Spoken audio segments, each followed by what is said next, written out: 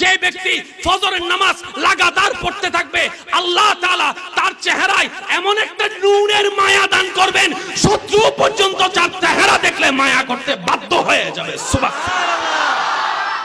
এবার আসেন, আপনারা কষ্ট হচ্ছে মনে হয় না? আমাদের এলাকায় কিছু মুরব্বী আছে, চেহারা দেখলে মায়া লাগে, শ্রদ্ধা লাগে, দাড়িগুলো সাদা সাদা, চেহারাটা দেখলে মনে হয় মা নূর জরি জরি ভরা।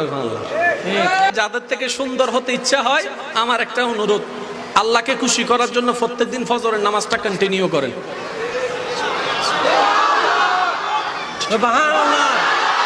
এবার সৌন্দর্য কয় প্রকার সেটাও একটু বলার চেষ্টা করি। ফজরের নামাজ পড়লে চেহারা কি হয়? সুন্দর হয়। জোরে বলেন কি হয়? সুন্দর হয়। সুন্দর কয়েক প্রকার, একটু যদি মনোযোগ দিতেন। একটা হচ্ছে পার্লারের সুন্দর, যেটা নির্দিষ্ট সময় পর আর থাকে না। জোরে বলেন না, থাকে না। একটা হচ্ছে আপনার ক্রিমের সৌন্দর্য, নির্দিষ্ট সময় পর আর থাকে না।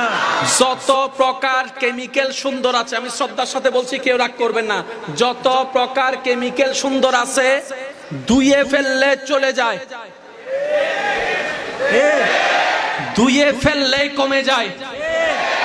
একমাত্র একটা সৌন্দর্য আছে, ওযুর সৌন্দর্য, যত ধুইতে থাকবেন তত বাড়তেই থাকবে। সুবহানাল্লাহ। এবার আসেন, আমাদের এখানে পশম আছে না নাই? আছে। পশমের গোড়া আছে না নাই? এই পশম স্বাভাবিক চোখ দিয়ে দেখা যায়। চেহারার মধ্যে কিছু পশম আছে, দাড়ি যেমন দেখা যায় পশমগুলা দেখা যায় না, কিন্তু পশম প্রত্যেক জনের আছে।